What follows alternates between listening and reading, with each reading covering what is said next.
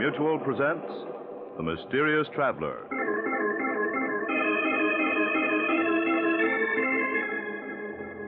This is The Mysterious Traveler, inviting you to join me on another journey into the realm of the strange and terrifying. I hope you will enjoy the trip, that it will thrill you a little and chill you a little. So settle back, get a good grip on your nerves, and be comfortable, if you can, as you hear the story I call Death Writes a Letter.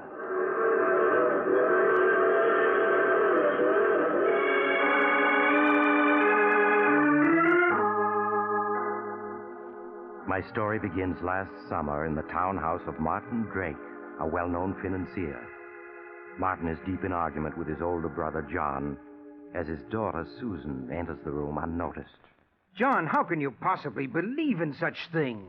Spiritualism, nonsense is a better word for it. To a skeptic, everything is nonsense. But if you'd seen and heard what I have, you too would believe.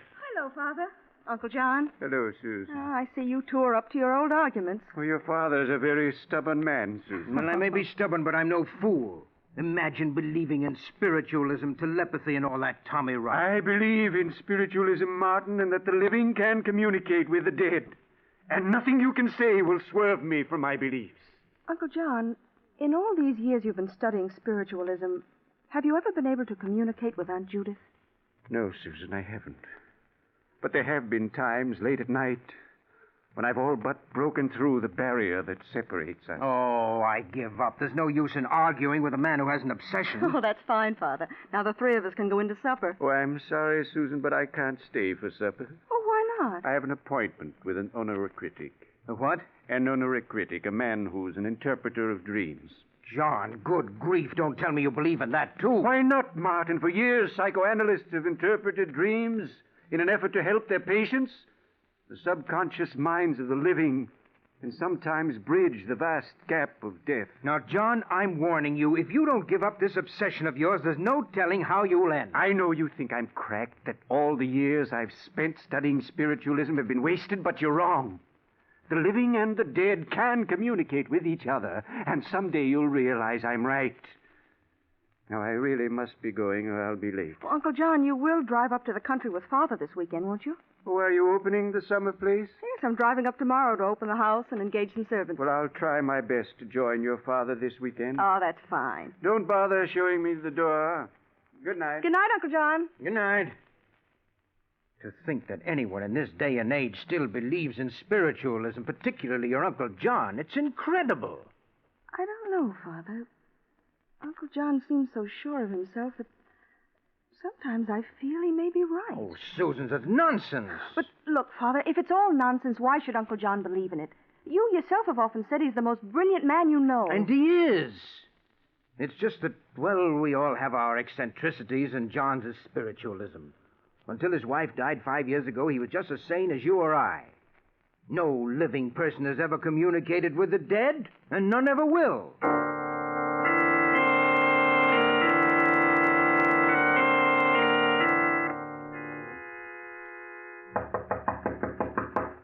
Father, are you awake? Father? What? Oh, Susan, come in, dear, come in. Oh, I'm sorry if I woke you, Father. Oh, that's all right. What time is it? It's just 7 o'clock. 7 o'clock. Oh, what are you doing up and dressed so early? I'm driving up to the country to open our summer place. Have you forgotten, Father? Oh, yes, so you are. Oh, didn't you sleep well last night, Father? There are circles under your eyes. No, I spent a very poor night. I had a nightmare, but I can't seem to remember what it was about. Oh, I'm sorry, Father. Tell me, is there anything I can get you? No, I'll be all right, dear. You run along. Oh, I need the keys to the car. Oh, yes, you'll find them over there on my desk. And if you need any money, help yourself. Oh, thank you, Father, but I have enough money.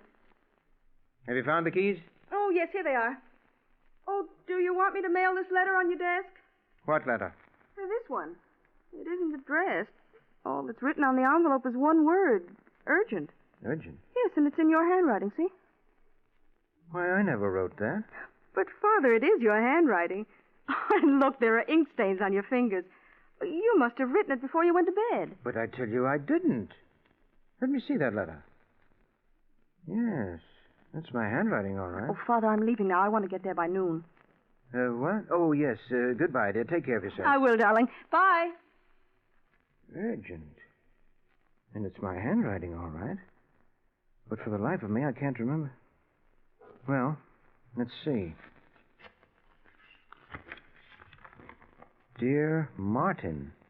What the devil? A letter in my own handwriting addressed to me. Dear Martin. No. No, this can't be. It can't.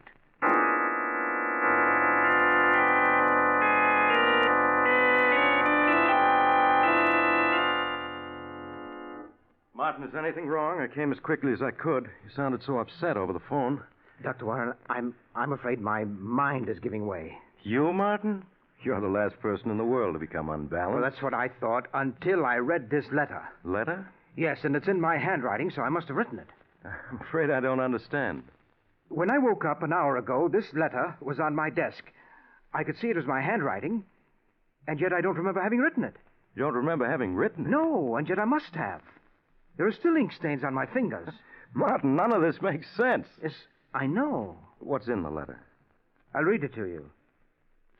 Dear Martin. Wait a minute. You mean it's in your handwriting, but it's addressed to you? Yes, but it's signed with the name of my brother John. Signed by John. In your writing? Exactly. You better read me that letter. Maybe then I can understand this. Dear Martin, this letter will undoubtedly give you quite a shock.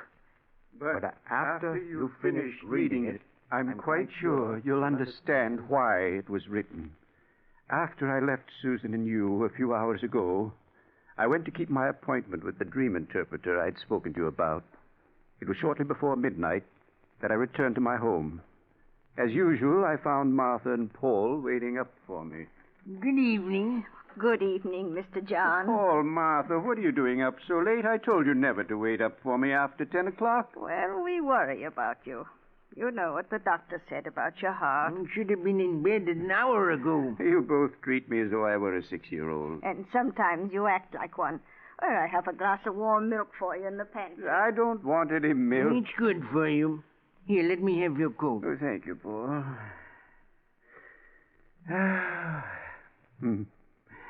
It feels good to be home, sitting in the chair before the fire. Here's your warm milk, Mr. John. And I want you to drink it down without any arguments. After all, it's for your own good. Here, take... Mr. John?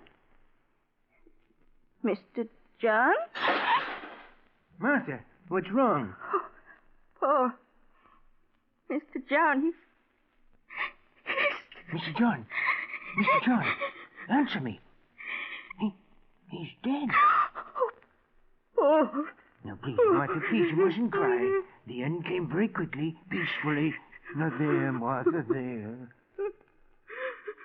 It came as quite a shock, Martin, hearing myself declared dead, but as I saw my earthly body sitting in the armchair by the fireplace, I knew it was true. John Drake was dead. I wanted to comfort Paul and Martha, make them understand that only the body of John Drake was dead, that the spirit would live forever. I wanted to tell them that I was indescribably happy, for I knew without knowing how that on the following day I should be reunited with my dear wife, Judith. Then my thoughts turned to you, Martin, and in one brief moment I saw your past, your present, and your future. Your future left me horrified, Martin, for in it I saw unhappiness and death. I felt that somehow I had to warn you of what the future held. I left the house I had died in and went to your home. The radio was playing. You were sitting in an easy chair reading a book, unaware of what the future held for you. Martin! Martin, you must listen to me! Martin, look up from that book you're reading. You must! But I couldn't reach you with my words. There was too great a distance between us. I stood by, helpless to aid you. A few minutes later, you yawned, closed the book, and turned off the radio. A half hour later, you were in bed and asleep. And then I suddenly had hope. I couldn't reach you while you were awake, Martin, but while you slept, Perhaps I could reach your subconscious, warn you about the future. I saw your desk with writing paper on it, and I knew that was the only way to reach you. I spoke softly, trying to reach your subconscious. Martin, listen to me. This is John. You must hear me, for it's a matter of life and death. You must do exactly as I say. I want you to get out of bed. That's it. Throw back the covers. Now put your feet on the floor. Martin, do as I say. That's right. Now go to your desk. That's fine. Now sit down. That's it. Pick up the pen that's on the desk. Martin, pick up the pen. That's right. You picked up the pen and began to write as I dictated. Everything up to this point explains how this letter was written. And now, the reason for it. In looking into the future, I was horrified to see that Susan would die the night of June 7th, 1947, at exactly 6 o'clock. That means you must act swiftly, Martin, for she has less than 24 hours to live. If you don't, she will be found frozen to death. As for yourself, I see you dying as the result of an accident in a small, roughly furnished room. In this room is a desk calendar, and the date it shows as you lie dying is September 3rd, 1947.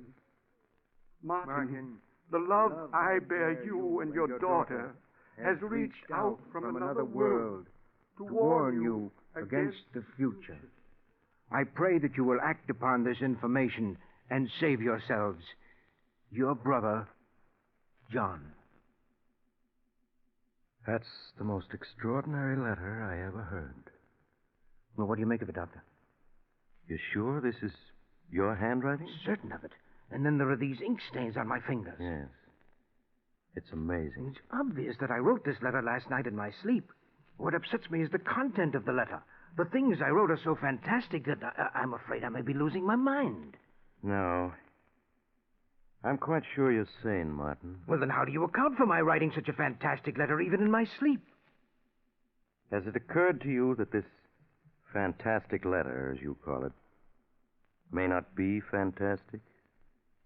What? Now, Henry, you're not trying to tell me that you believe that this letter is true. That my brother John did die last night and came here to... Surely you don't believe in all that Tommy rot. Then your explanation for that letter is that you wrote it while having a nightmare? Well, of course. What other answer could there be? It's ridiculous to think that you, a man of science, could attach any credence to this letter even for a moment. You amaze me. There have been many phenomena in history. Phenomena that never could be explained. Not even by science. Oh, you're almost as bad as my brother. Soon you'll be telling me that you, too, believe in spiritualism. Have you called up your brother this morning? Why, no. Why should I have? Oh, you think he may have died last night as he wrote me in this letter? Doctor, I think you'd better see a doctor. I suggest you call your brother. Well, all right, I will, just to show you what a fool you are for believing even for a moment that there can be anything to this letter. Why, when John was here last night, he looked just as healthy... hello, Paul. This is Mr. Drake. Is my brother there? The what? Last night? After he returned home?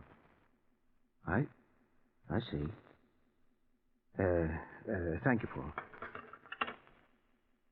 He is dead, isn't he? Yes. Paul said that he died last night. If your brother died last night, then this letter must have been written by him through your subconscious after... No, that can't be. What you're saying is madness. The dead can't communicate with the living. Yeah, but in this letter, your brother speaks of his death last night and goes on to tell My about... brother couldn't have written that letter through my subconscious. Such things can't happen. I wish I felt as certain as you do. What about this part of the letter? In looking into the future, I was horrified to see that Susan would die the night of June 7th, 1947, at exactly 6 o'clock in the evening. That means you must act swiftly, Martin, for she has less than 12 hours to live. If you don't, she'll be found frozen to death. And that proves how fantastic the whole letter is. Today is June 7th, and outside it's like summer. How could Susan possibly be frozen to death? I don't know, Martin. But if Susan were my daughter, I think I'd want to be with her tonight at 6 o'clock. You'd never be able to forgive yourself if anything were to happen to her. I'll go with you if you like. Oh, very well. But mind you, I still don't believe that John wrote this letter through my subconscious.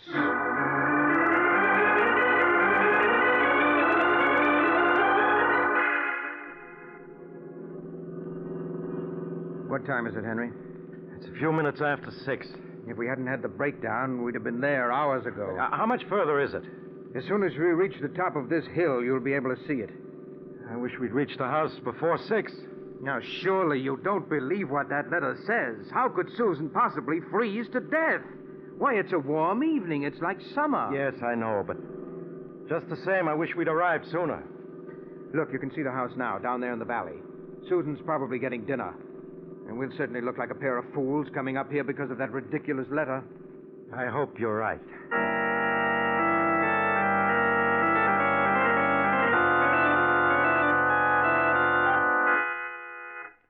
Henry, Susan isn't in her room. She isn't? No. Could she be in the village or visiting friends? No. You're forgetting her car's parked in front of the house. Yeah, that's right. Well, where can she be? I'm afraid I can't answer that. I'll search the second and third floors while you search this floor in the cellar. She must be someplace in the house.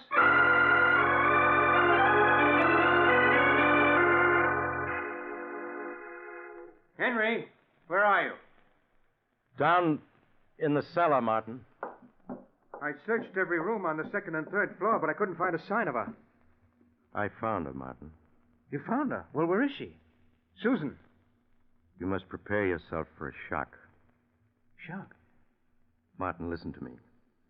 I found her in the cold storage room, frozen to death. No. She can't be dead. But she is, Martin. From what I could make out, she turned on the freezing system full and then went inside to store some meats, probably right after she got here.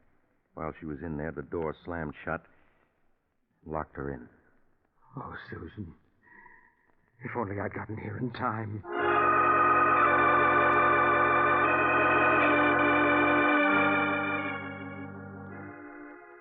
Martin, for weeks now you've been like this. Now you must get hold of yourself. You'll break down. You did everything you could to save Susan. No, that's just it. I didn't. John reached me from beyond the grave to warn me about the future, but I merely laughed. Had I heeded his letter, Susan would be alive today. But, Martin, you did try to get there in time. It wasn't your fault the car broke down. Yes, but if I'd believed in the letter, I'd have hired another car and kept going instead of waiting for my car to be repaired. You know, I've been thinking perhaps it was meant that your car should break down. That you should arrive too late to save Susan. What? Perhaps it was wrong of John to break through the barrier that separates the living from the dead and warn you of the future. Well, how could it be wrong if it would have saved Susan? Perhaps it was ordained that Susan was to die when she did. And that's why the car broke down. No. I could have saved her if only I'd hired another car and rushed on to my country home. But at least now I can heed John's warning and save my own life. Save your own life? Yes. Have you forgotten the other part of the letter? As for yourself, Martin, I see you dying as the result of an accident in a small, roughly furnished room. In this room is a desk calendar, and the date it shows as you lie dying is September 3rd, 1947. Today is August 1st. That means I have less than 5 weeks to live, unless I can save myself. But how can you save yourself, Martin? What's meant to be will be. Not if I'm clever enough to take advantage of the information in this letter. Dying as the result of an accident in a small, roughly furnished room. Yes, but if John had only told me what kind of an accident it was meant to be. Well, nevertheless, come what may, I'm not going to die on September 3rd.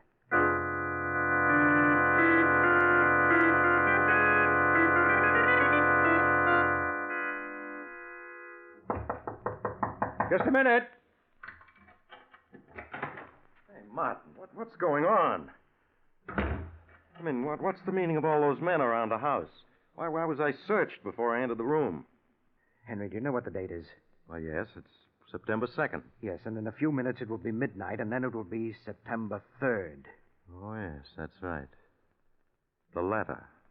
In the letter, John warns me that I shall die of an accident in a small, roughly furnished room. Well, you'd hardly call this drawing room that, would you? No, I wouldn't. It's my intention to remain in this room until tomorrow is past. Now, Henry, would you mind keeping me company for the next 24 hours? No, Martin, not at all. See, I've taken every possible precaution to prevent an accident from occurring. I've removed everything from this room but that sofa, chair, and table. And I have food in here to last me for several days. I have guards around this house and outside this room to prevent anyone from entering for the next 24 hours. It certainly sounds as though you've taken every precaution. Yes, I've done everything I could think of. Henry, do you hear that? It's just midnight. September 3rd is here.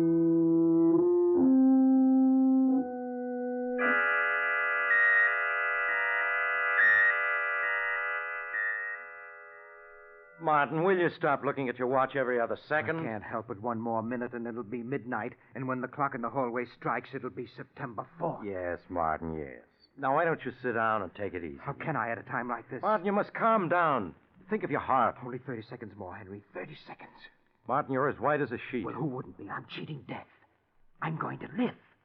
Live, do you hear? Easy there now. I can't help feeling it would have been better if John hadn't warned you about the future. No, don't say that. If he hadn't, I'd have been dead by now. Henry, do you hear that? It's midnight. And I'm still alive. Alive.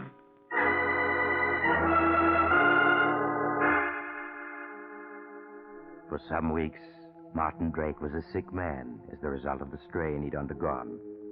But with the coming of fall, he was well on the road to recovery. It was in late autumn that he invited Dr. Warren to go hunting with him in Maine. Day after day, the two men, with their guide, roamed the woods. The exercise and outdoor life did Martin a world of good, and he was soon his former self, both physically and mentally. It seems to be getting much colder, doesn't it?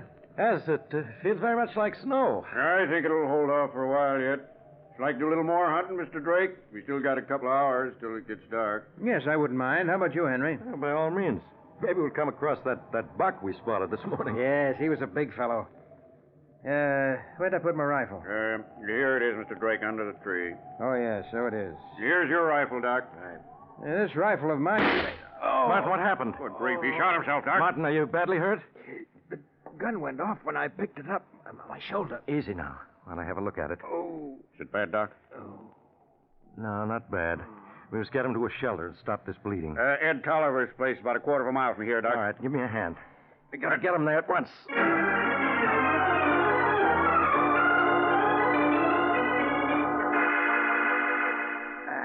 Now, put him down gently on the cot. Okay. Easy now. That's it. How is he, Doc? Think he'll pull through? Yeah, of course. He just fainted from the pain and the loss of blood. Now, let's see. Sure is a nasty wound. Yeah. Fortunately, the bullet went on through his shoulder. I won't have to probe for it. Oh. What are you going to do to him, Doc? Well, first I'll have Henry, to... where am I? Now, just lie still, Martin. We brought you to this shack where I can fix you up. Oh, my shoulder hurts. It'll be all right now once I get the bullet wound cleaned up. Pete, put my medical bag on this desk here. Open it, will you? Sure, Doc. Will you have to probe for the bullet? No. Fortunately, it went right through. All I have to do is clean the wound. It may hurt a bit, Martin. That's all right, Henry. Go ahead. Maybe you better turn your face away from me so you won't see what I'm doing. Sometimes it's easier that way. Concentrate on the desk over there, huh? All right. Pete, hand me that tube of sulfur powder. Yep. Also the... Henry, What is it, Martin? that calendar. What calendar? There on the desk. Don't you see? Yes. Do you see what date it has? September 3rd. I guess that's the day Ed Tolliver went back to the city. September Oh, 3rd. Martin, you mustn't get excited. Do you remember what the letter said? Henry, this is it. Oh, Martin, no. You'll be all right if only you'll I had calm an down. Now, accident. This room is small, roughly furnished. And the desk calendar does show September 3rd, 1947. Henry, it's all as John said it would be. I haven't cheated death. He's here in this room. He's come to take me. He's come to... Jack, what's wrong? He's dead. Dead. But it was only a shoulder wound. You said he'd pull through. Yes, but I was wrong. Shock killed him. I guess nothing can save a man when it's ordained he die. Death came to Martin Drake as it was foredoomed to come.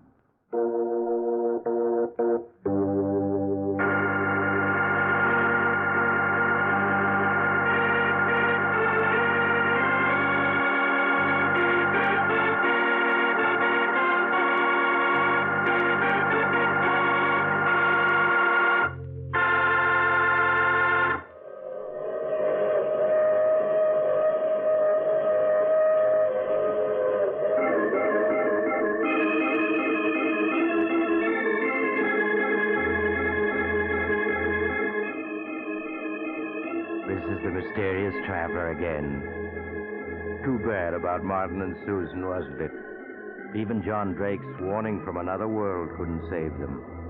Which seems to prove that when your time comes, nothing you can do can change it. So you might as well not worry about it. Though I did know of a man who managed to outwit death for several hundred years. Then one day he was...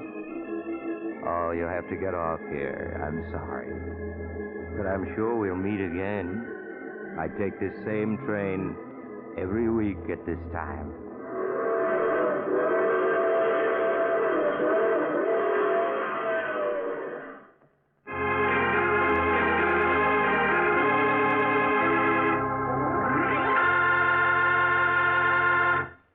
You have just heard The Mysterious Traveler, a series of dramas of the strange and terrifying.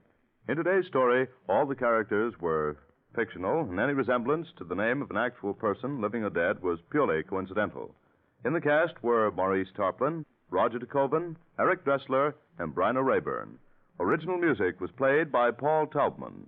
The Mysterious Traveler is written, produced, and directed by Robert J. Arthur and David Kogan.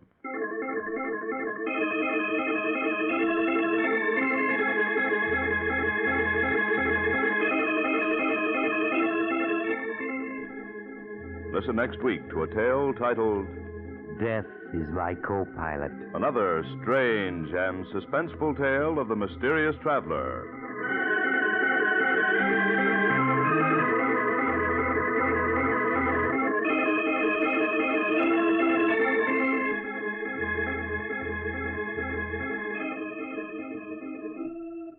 Your Mysterious Traveler has turned author. Yes, Maurice Tarplin has penned a chilling tale titled 7 Casks of Death, which appears in the current issue of Dime Mystery magazine, one of the popular publications group now on sale at your local newsstand. Don't miss it.